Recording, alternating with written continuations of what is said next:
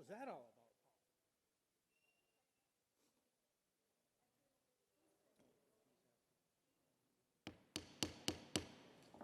Good evening, everyone. We're now going to be commencing the City Council Subcommittee on Conference on Zoning Amendments. Today is Monday, June 21st, 6 p.m. Meeting we'll be taking today is at the City Council chambers. Following subject matter will be discussed. Discuss proposed zoning amendments. Residential 1 district. Change the minimum lot size per dwelling unit to 3,100 square feet. Change the minimum lot size to 6,000 square feet. Allow 3-family dwellings by special permit. Proposed zoning amendments for the R2 district. Change the minimum lot size dwelling unit for 1 to 6 units to 3,500 square feet. For the first unit, 1,000 square feet for each additional unit, but not less than 5,000 total square feet lot. Change the minimum lot size per unit for 7 or more units to 3,500 square feet for the first unit and 950 square feet for each additional unit, not less than 10,000 square feet total. Change the minimum open space unit per unit to be 100 square feet per unit. Zoning amendment proposed number 3.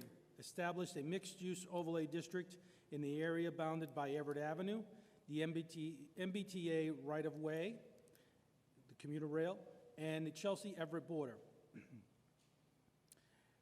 Zoning amendment number 4. Adding a definition of electric vehicle preparation and repair and amend section 34-300 by adding electric vehicle preparation and repair allowed in the industrial district. Zoning amendment number 5. Change zoning designations of parcels located at 115 Park Street, 105 Park Street, 12 Essex Street, 1 Ellsworth Street, and 37 Congress Avenue from an R2 district to a business retail district. Officials invited to attend the subcommittee meeting are City Manager Tom Ambrosino, honorable members of the Chelsea City Council, Land Use Planning Director John DePriest, all members of the public. At this time, the clerk will call the roll. Councilor Vido, absent. Councilor Avellaneda. Present. Councilor Recupero. Councilor Garcia. Present. Councilor Vega Maldonado. Present. Councilor Robinson. Here. Councilor Rodriguez. Here. Councilor Taylor. Councilor Lopez. Here. Councilor Brown. And Councilor Zabit. Present. 1, 2, 3, 4, 5, 6. You have 9 members, 8 members present. Excellent. At this time, I will now ask the Director of Land Use of the City of Chelsea, John DePriest, to go over the proposals and also discuss the recommendation letter or letter communication that was received from the Planning Board on these proposals presented to them earlier this month. Thank you, Mr. President. I believe you have before you the presentation that I'm going to be showing on the monitor. Why don't we start first, obviously, with the R1 density.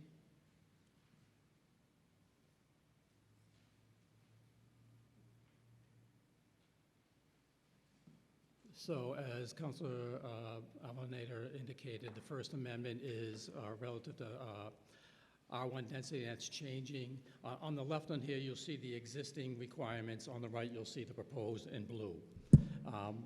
Currently, the minimum lot area is 3,500, but not less than 7,500 square feet total. 3,500 per unit and then 7,500 total.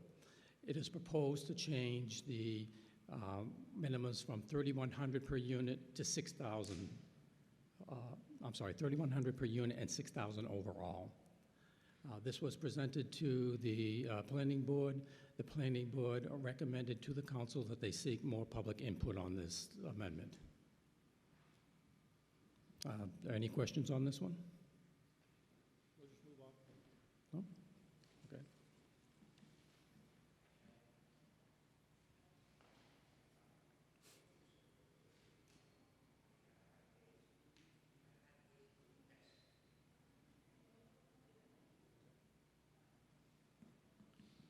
The next one is the R2 amendments. The first amendment is, this amendment actually changes the breakdown of the number of units as shown in the zoning. Currently, you'll see on the left that it's broken down by 1 to 3 units, and then anything over 3 units are called apartments. We're going to break it down to 1 to 6 units, and then 7 units and above. For the 1 to 6 units, the minimum density would be 3,500 for the first unit and 1,000 for each additional unit. And for the 7 units above, it'll be 3,500 for a first unit and 950 for each additional unit. In addition to that, it changes the minimum usable open space from 300 for 1 to 3 units and 150 for apartment to 100 total.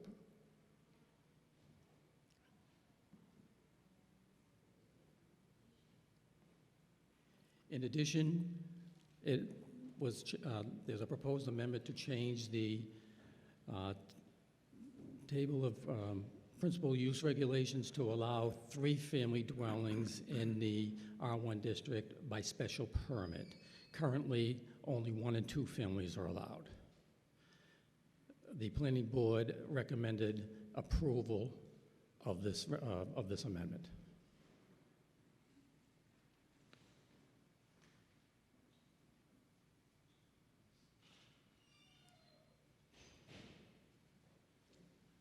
Next amendment is the changing of the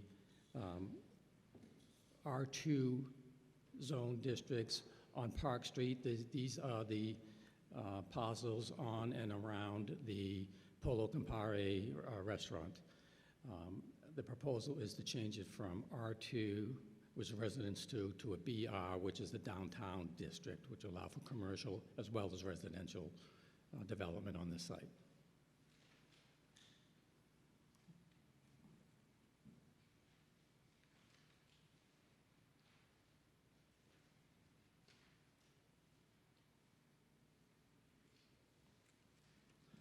Next amendment is to provide for a mixed-use overlay district in the area bounded by Everett Ave, the railroad tracks, the MBTA commuter rail, and the Everett border. The purpose of this is to provide for a district where residential and commercial are permitted. And this butts up directly to the proposed development that is going on in Everett at Stop and Shop site, a portion of which is in Chelsea. There are several different sections to this, and I'm going to go through each section individually.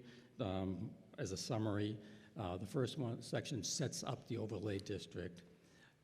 This is an overlay district, meaning that currently the area is zoned light industrial 2. That district will remain for those people who want to use that district, who want to develop in that manner. However, they also have the option of developing as an overlay the mixed-use district. So they have that option, light industrial 2 or mixed use.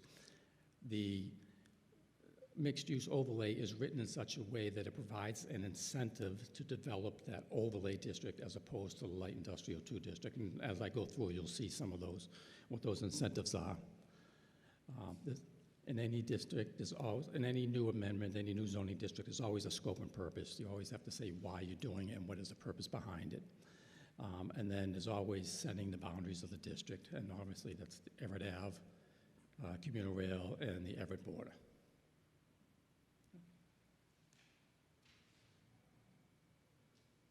And this is a map showing that striped area is the area that will be affected. You'll see it includes the Vale Street and Carter Street area.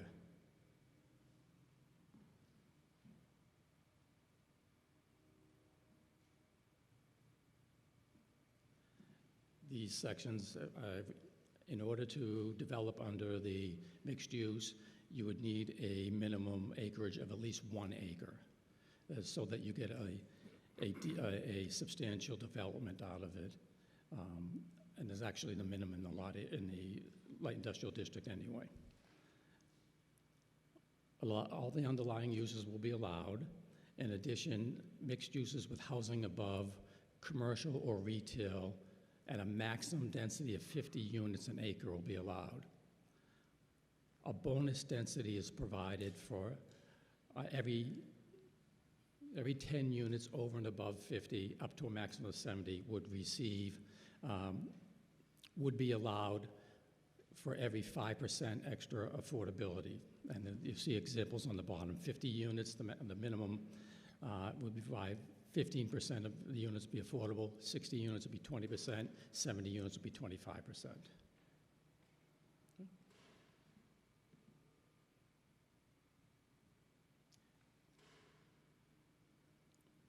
This mixed-use district was submitted to the council late last year and did not get approved. However, the planning board at that time had reviewed it and had recommended some changes.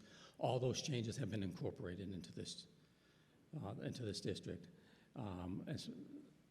And one of these is building heights set at a maximum of 4 stories, but not taller than 100 feet. And the parking minimum previously was 0.5. It's now been raised to 0.1 to 1.0 as a recommendation of the planning board. Open space must be set at a minimum of 20%. However, can be reduced for each square foot of open space open to the public. And then design review is mandatory.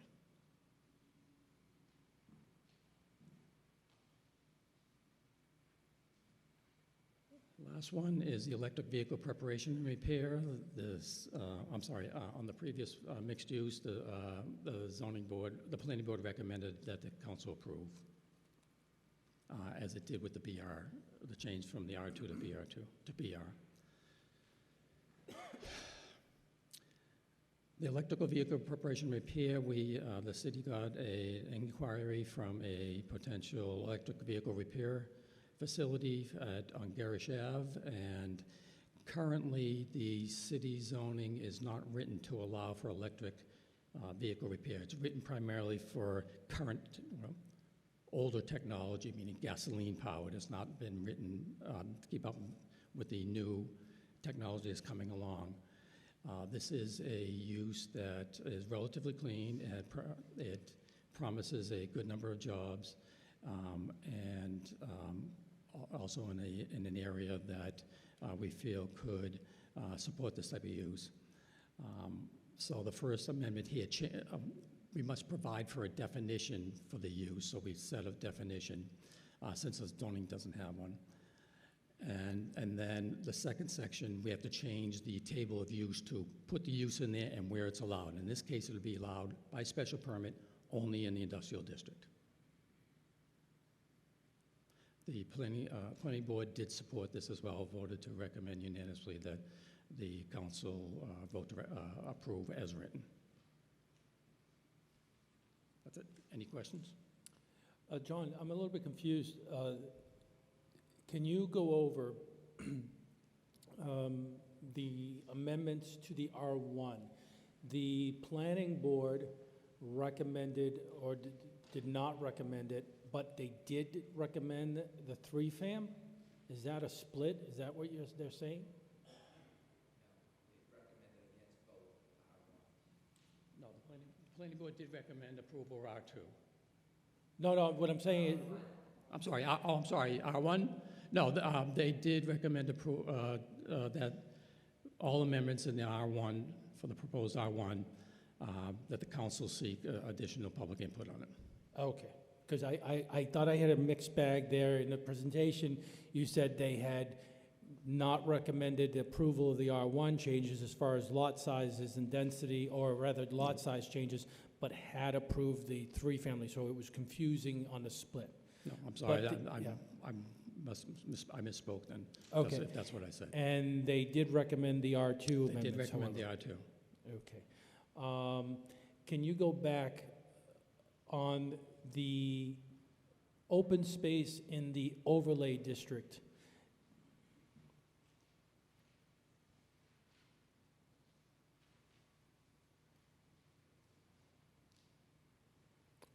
Yes. One of the concerns that have been raised by constituents, but also by myself, and seeing the density there, we're seeing all these large apartment complexes, but there is nothing in that whole area that is owned by the city, nor any open space prepared by the city. So I have to ask, with the number of units there, what is the open space plan here with the overlay district? you're saying set at 20% can be reduced by 1 square foot for each square foot of open space. Can you explain that? Sure. As written, it requires at least 20% of the site be set aside for open space. But open space on private land does not have to be open to the public. It just has to be open as far as not developed, green, landscaped, or even hardscaped. But in this case, we try to provide an incentive to open up some of that open space to the public, either with, sitting areas or parks or like. And for every square foot that they provide actually accessible to the public, they could reduce the amount of open space overall by that amount. So what does that look like? So if I'm a more visual guy. So minimum lot acreage is 1 acre, 43,560 feet. 20% of that is about 8,600 feet would have to be open space. Open space meaning, again, just landscaped and not necessarily open to the public. So if they provided 4,000 square feet of open space, or half of that amount of the 8,600, they could reduce it to half the amount as long as it's made available open to the public. So it's a 1-for-1. I put 100 square feet open to the public, I reduce the 20% by 100 square feet. I do, again, on that 1 acre site where 8,600 have to be available, I provide half of that 4,300, that reduces the other half, and it's now 4,300. Am I being clear on that? Okay. Yes. So basically, you're saying, as you said, if you need a size of this room to be open space in that requirement, all they would have to do is provide half the size room to be public, and that sets the requirement of the open space. Yes. So they can either offer this size room, open space, but private, or half of it, but it will be public also. Correct.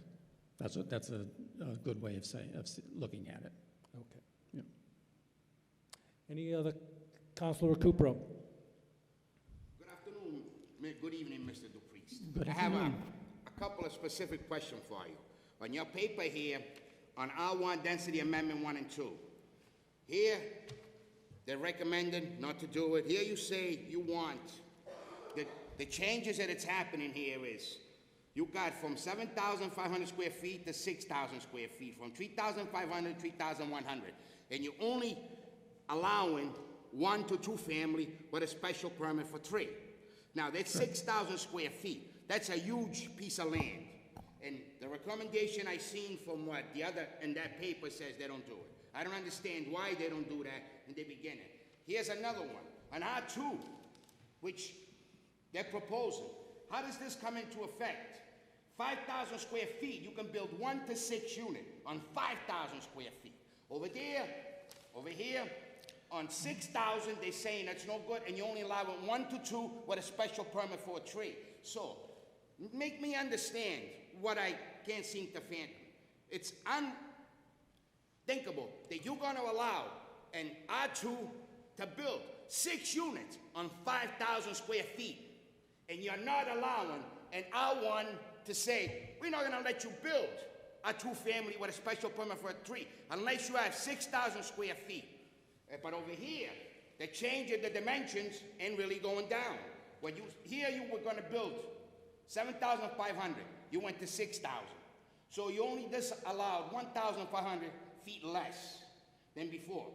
And you say, oh, it's no good to build 2-family. On 3-family, on R2, look at the change. You're going to allow a 6-family to be built on 5,000 with an additional units of 1,000 square feet. So you can build an additional house with 1,000 square feet. On the other one, on this one here, you cannot build an additional house. You need 3,100 square feet for change minimum lot size of 6,000 square feet. On R2, right, you're saying 1 to 6 unit on 3,500 square foot, first unit, and 1,000 square feet for each additional unit. So each additional unit you want to build after that you only have to have 1,000 square feet. On the other side, it's triple the size. Now, let me ask you a question. When you run out of room on this side, where are you gonna go? When you run out of room, R2 is already congested as it is. You can't move. You're proposing to bury it 10 times over. There's no place to park, there's nothing. Now, on R1, you're saying, no, we're gonna not allow you to do it because it's not feasible to do. When you run out of room here, where you gonna go? Where you gonna go, Mr. Dupriest? Ain't you gonna go to R1? Is it gonna be any different? When you run out of room here, so why do you wanna bury this side with what you're proposing and not that side? Why is that? Because I can't understand. In the city of Cambridge, they allowed for affordable housing, all section of the city, to be equal, to be built for affordable housing. So they did away, but here, you turn around and say, I don't want you to go to R1, and you're only changing 1,000 feet, because you already have 7,500 and you own a 6,000. On the other side, on R2, you want to bury it.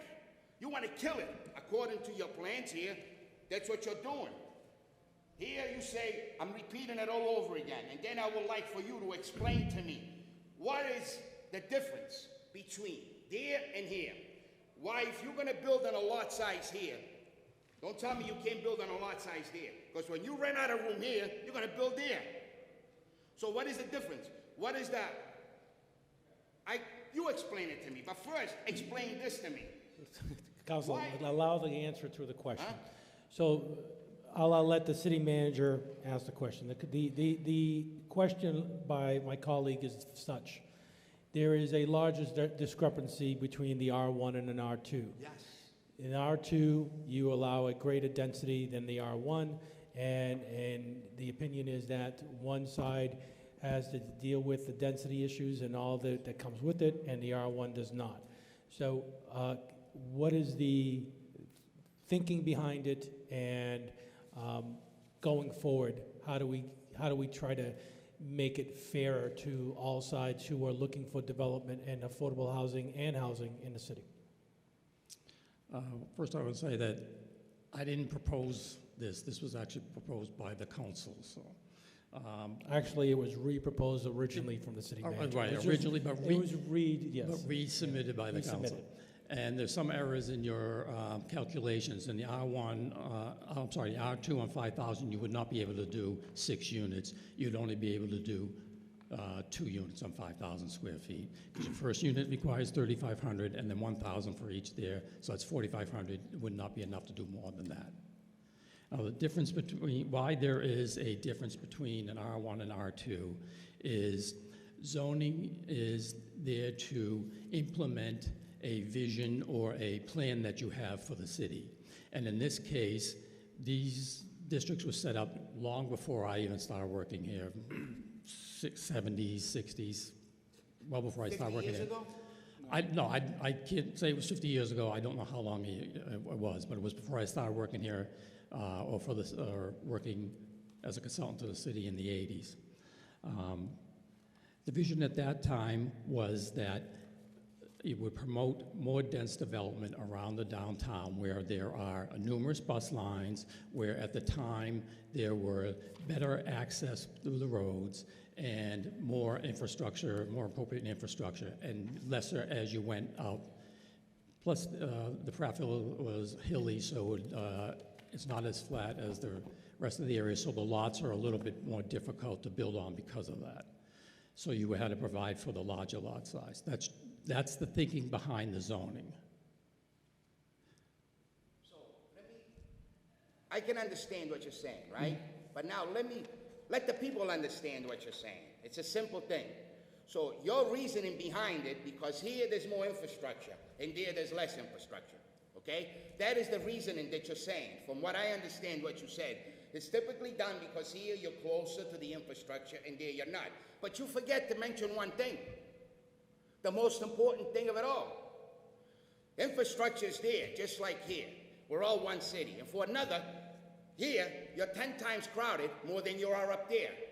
So in other words, to you, your proposal, from what I gather, is, okay, we're gonna bury you here because you have all the infrastructure, because all the people live there. So we're gonna make you a sardine can. While over there, because there's no infrastructure, we're not gonna make you a sardine can. So in other words, what you're saying is, we're gonna reward you because you have no infrastructure, and we're gonna give it to you because you got the infrastructure. That's your words, not mine. No, that's Well, not my words, Counselor. You just said to me, in front of everybody, you said a simple thing. The reasoning behind it is, down here, you have infrastructure. Down there, you don't. Isn't that what you said? Yes, but nothing about burying one part of the city Well, as when you opposed to compare- another. But when you say the reasoning behind it is because there's more infrastructure here and less there, that's what you're saying. Not directly, but indirectly you're saying, we're gonna bury you because you got the infrastructure. We're gonna penalize you. They don't have any infrastructure, so we're not gonna penalize them. But eventually, in your own words, when you run out of room here, I'm saying it again, where you gonna go? It's up to the council Well, and if you all got the no more zoning room changes. here, where you gonna go? If this is implemented, you'll allow for zoning in the R2 at the density that's proposed, and in the R1 as the density as it's proposed. It will allow for more density in the downtown if it is adopted. If it isn't, the zoning board would not be, it would require much more relief and more difficult to get through past the Okay, zoning here's board. another No, question. no, Counsel, I'm going to let other councils, because we only have a half hour, but before I allow Councilor Garcia to speak, historically, Could I just add something? yes. I need to be clear to this council. My administration is not proposing this change. We did at one point, several months ago, propose changes similar to these two. We heard a lot of pushback from the community, and I committed we would withdraw it and we would engage the community in discussion. I do feel that there's room to tweak some of these density rules in both districts. But in fairness to those who raised lots of complaints, I committed to hear from the residents and try to see if there was some agreed upon way to move forward. We heard your arguments. Neither me nor John nor anyone in this administration is proposing these changes right now. So I'm not going to defend them because we're not proposing them. These were submitted to the planning board by the council. Councilor Garcia. Thank you, Tom, for clarifying, and thank you, John, for your presentation. I want to go back to what we're just covering now, which is the public input. In your presentation, you made it clear that the planning board voted against it, recommending public input, more public input. So today at 7 p.m., we have these motions in front of us, and I guess my question is a procedural question. If the recommendation is to seek more feedback from the public, what are our options tonight as a board? Councillor Avellaneda. I think I can answer that.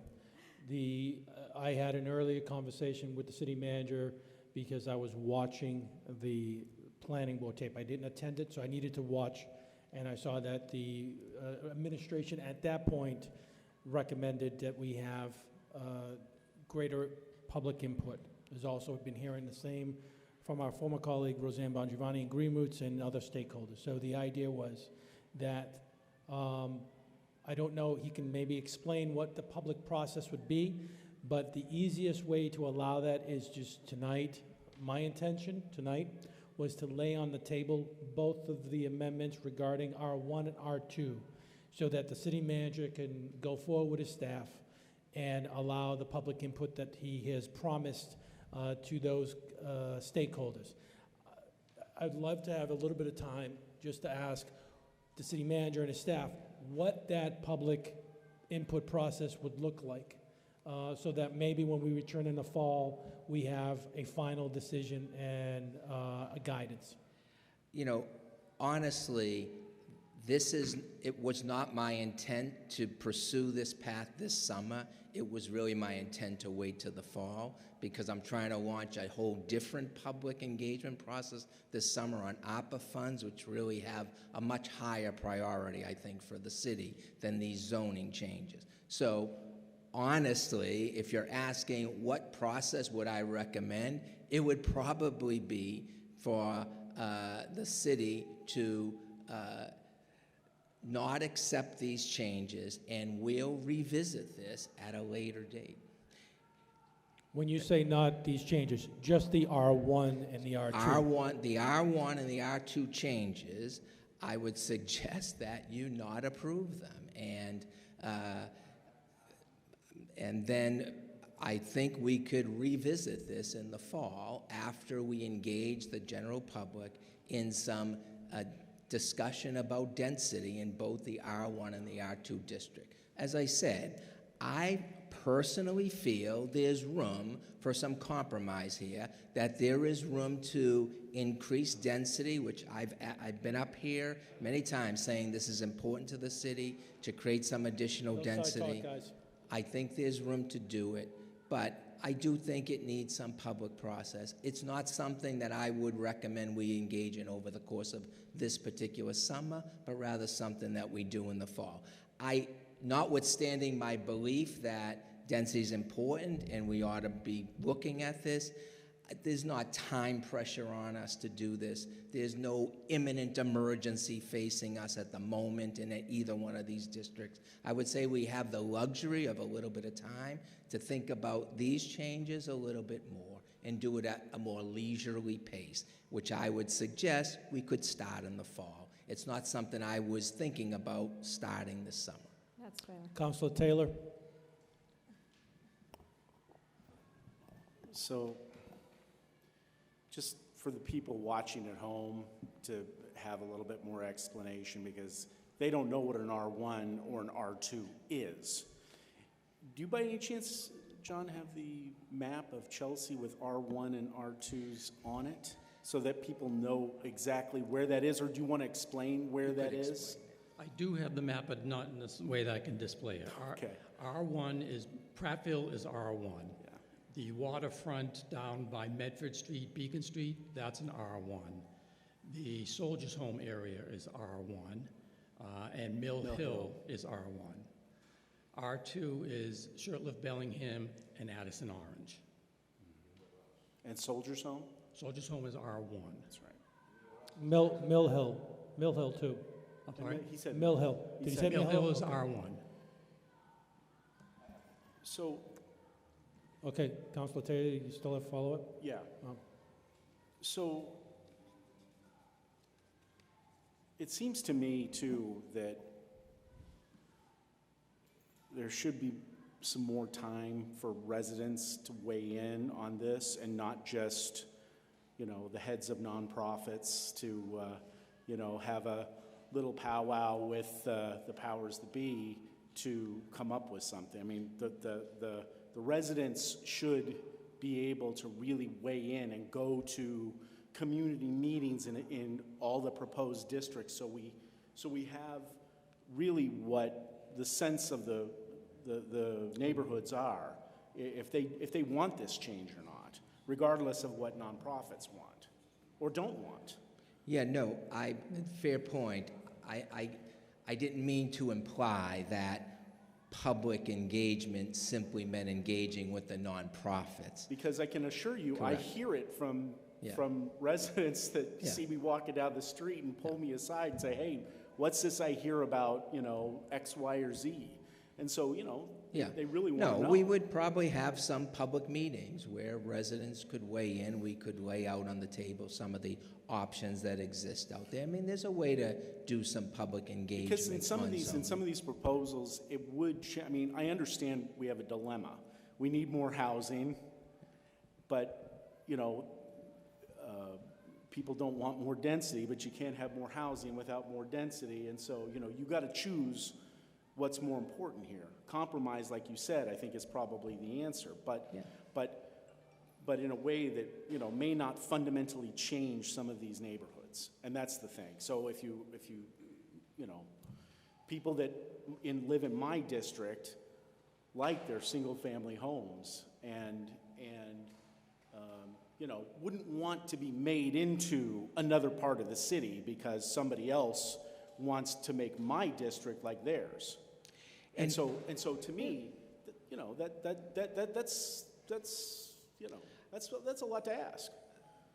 I think you're raising a fair point, and we could have a process where there's public input and hopefully come to some compromise where we could make some modest changes to some of these districts that would both increase density but still retain the general existing character of the neighborhoods. I feel that's possible. I guess we'll have to wait and see, and it does require some public process, which I would say let's engage in the fall. Thank you. Councilor Robinson. I know that we're not on a time frame, but I know in my neighborhood that there are a group of people that will be coming up here tonight to engage the city council on their concerns of the Soldiers' Home area. I can't speak for Mill Hill or Prattville, but they've been in constant contact with me, and they feel they're going to come up here tonight to speak on behalf of what changes they want to see. So I just think that we need to hear them, and I think it's unfair to lay it on the table again.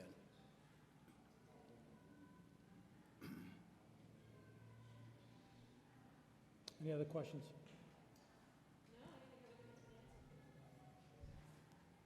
Mr. City Manager, any final comments before we close this meeting? Yeah, one question you asked was what was our recommendation to sort of leave our options open, and I did just ask the city solicitor to look at one technical legal issue. So there are circumstances where if the council votes no, it forecloses review of that zoning question for 2 years. We're trying to avoid that if we want to come back and re-engage on this either next fall or even early next spring. So it may be that instead of voting no, shutting these down, and then starting again in the fall, we may need to keep the public hearing open through the summer. But that is something I'm asking the city solicitor to look at and hopefully have a response to you before 7. Okay. Councilor Recupero. I'm just trying to avoid the situation where we come to this great compromise in the fall and we realize, oh, we can't implement this until 2023. Well, hence why I said lay on the table that you can always bring it back at some future So time. maybe effectively laying on the table is keep the public hearing open. But I don't know if you can do that indefinitely. It's a legal question. The solicitor can take a look at it. 6 months. Councilor Garcia. Lay it on the table does not translate to a no. Can you clarify that? That's correct. Lay on the table just means you're stalling We your... lay it on the table, we leave it as public, open to the public. Open. The public hearing is continued till the fall. Great. And we will get final confirmation from Cheryl in the next 19 minutes. This is probably a quick look at the statute, yeah. Thank you. Thank you, Mr. Chairman. Councilor Recupero. What's the question? Mr. Tom, my question is for you. This question has been lingering on for about 6 months now.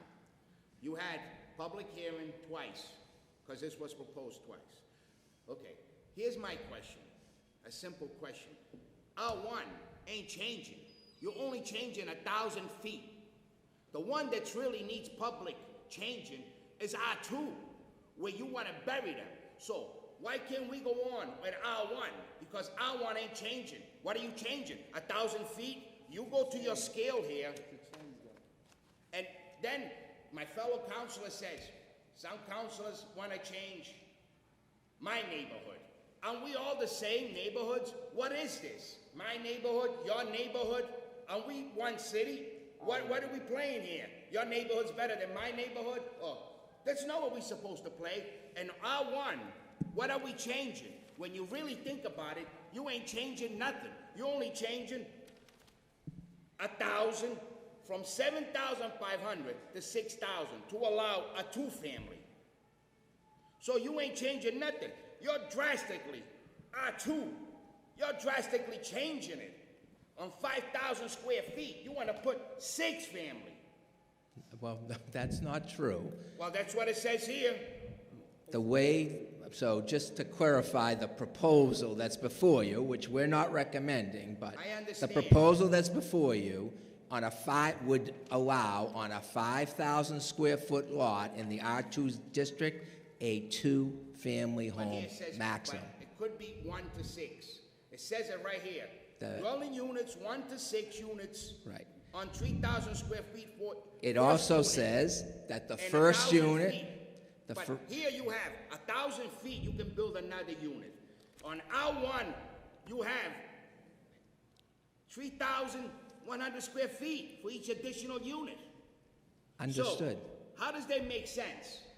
Because if you read the provision, Yeah, I read it it. says I in know the what it says. R2 district, the minimum lot size is 5,000 square feet. Right. Then you need, for each unit, the first unit requires 3,500 And square then an feet, additional 1,000. and then an additional 1,000. Okay. So when you get to 5,000 square feet, you don't have enough room for that third unit. You only have enough room for 2 units. On R1, now, I understand what that says. So in R1, you need 7,500 to build what? And 1 unit? 2 units 2 units. currently. All right. And the other one, to build a 2 unit, you need 5,000, right? Correct. So on R1, it's twice as much. What? It's Lot almost sizes twice are as much bigger. to build the same thing. But then, the strange part is, on R2, you can increase the apartment units by less space. On R1, you can't. You decrease. On R2, you decrease the amount of space you need for each additional unit. You're not allowed to build anything more than 2 units in the R1 district right now at all. That's the max you can build. So right now, you can go to R2 and somebody can build, but they need 7,500 square feet to build. But then you can go to R2, right? You need 5,000 square feet, right? And R1, you can't even propose to build anything unless you have 7,500? That's the zoning that's been in effect in this city for the last generation. But now everything is changing in this I city. don't know when it changed. It's changing right now. You asking in here, right? So in other words, you coming back to us now on Park Street. Yes. If we wait for that place to be done, right? What you're asking for, and we say no to that, or we come back, right? That means the Park Street is gonna stay the way it is. No, I'm advocating that you vote Park Oh, Street but tonight. we'll vote that, yes. Correct. But the other ones we cannot. I'm advocating that you not. At the end of the day, this council is the authority that determines zoning. Okay. You can take whichever votes you deem appropriate. It is exclusively within your authority to do zoning. I have no say on zoning matters. Me personally, and I don't know if my fellow council will agree, they might not agree. What we're proposing at R1, you're not drastically changing anything. You're allowing from 7,500 to 6,000. You're taking away very little to build a 2-family. That's all you're doing. You're not changing, you're not killing the area. And from what I said, and I kind of don't agree with it. Somebody from my neighborhood, we're all the same neighborhoods. We're all the same thing in this city. We shouldn't be. Your area is better than my area because that's not what it is. All the people Counsel. of our city are equal. There's not a question in there, so if you're gonna not ask the question, I'll take the mic away from you. At this time, Tom, just for fair recognition, I believe the 5,000, originally the city had a 5,000 square foot lot minimum overall. It was changed in about 2002 to the current 75. But up until 2002, minimum lot sizes in the city in Chelsea, including the R1, was 5,000 square feet. For whatever reason, I don't know when they changed it, but even 3 families and multifamilies were allowed in the R1s. And if you go around Chelsea, particularly the R1 district, say along Garfield Ave, Sagamore, Jones Street, there are plenty of examples of multifamilies, and it just seemed that maybe in the 70s they went backwards for whatever reason, but a lot of those three families that are built along Route 16 and on Nichols and all those, they were definitely built before the 1970s if you look at the record. So it did change. It's not generational, but something happened. But I just want to give a historical. We're all getting old, Yeah. because 2002 is almost a generation ago. So are there any other questions? No? Councilor Cheryl, thank you. City Solicitor Cheryl, do you want to So opine? as to the, evening councilors, through the chair, as to the R1 amendment that's before you, I'm recommending that you continue the public hearing in September. You may need to notice another public hearing, but you should continue it. Otherwise, you're going to have to revisit this issue in 2 years. So what is not the term, not to lay it on the table, but to, Continue the public hearing. understood. So when the motion comes on the agenda, It's a That- motion, so you We need have to to- do each amendment separately. I Right. would recommend to just ask people to stand up as to each amendment so that you can vote. When you vote, do each amendment separately so that you have it on the record that it was a continued public hearing. so on the motion on the R1, someone needs to make a motion to continue the public hearing, Correct, not lay on the table. correct. Okay. Is that understood? So yes, so I would do each amendment separately. Separately, that's correct. Because you received separate recommendations from the planning board as to each amendment that's Right. before you. Well, no, we'll do that separately. Okay, That's understood. okay. But, but when the motion comes to the floor, when that motion comes onto the agenda, the idea should be a motion to continue the public hearing, Exactly, not a motion to lay on the table, yes. And then vote on that motion. to continue the Yes. public hearing. Because if the motion doesn't pass, you then vote on the actual amendment. Right. Okay. Right, but on voting, the vote on the actual amendment will be to continue, a motion to continue the public hearing. Each amendment. So she's saying that the motion is separate, the motion to continue the public hearing is separate from the order itself. To accompany, we probably need to continue Exactly. and lay on the table. So lay on the table seems No. So, tonight you're holding a public hearing on each separate amendment, correct? And people can speak at each particular separate amendment. I'm saying, as to the R1 amendment, I would move to continue the matter, we continue the public hearing and not have a vote on it. So that's what you're doing when you motion to continue the public hearing, just as to that amendment. Okay. If that motion fails, then you vote on the amendment. I gotta confer with my clerk.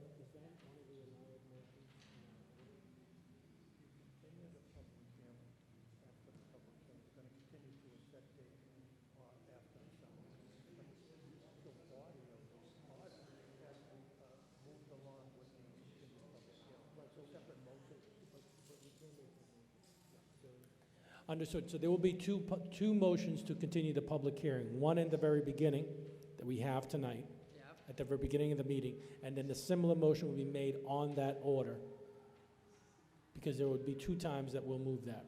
So I when will public actually- I will speaking just- comes up, I will I continue the would public hearing. ask people to speak first to the First Amendment, then the next amendment, and then it would be cleaner in your minutes that as to the public hearing on the amendment regarding the density of the R1 district, move to continue that public hearing. Understood. And it could be for any particular reason, but I would move to continue. So the you think we should be even separating the public hearings? I would just think as to R1 district, I believe you could continue the, you're gonna have a lot of people maybe speaking on different issues tonight. You have electric cars, a lot of it muddies into each other. In order so that everyone understands what people are saying as to each particular amendment, it's cleaner for the public. We just kind of throw in a bunch of amendments, but as a member of the public, they may want to say, okay, I'm here to discuss the R1 district density. I'm here to discuss the overlay district. I'm here to discuss electric car repairs. Because you have, I believe, five or six on tonight? Yes.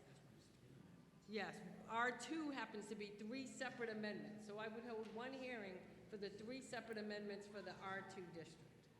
Understood? Okay. All right. Thank you very much. I think at that time, this concludes this meeting. We will reconvene for our regularly scheduled city council meeting at 7 p.m.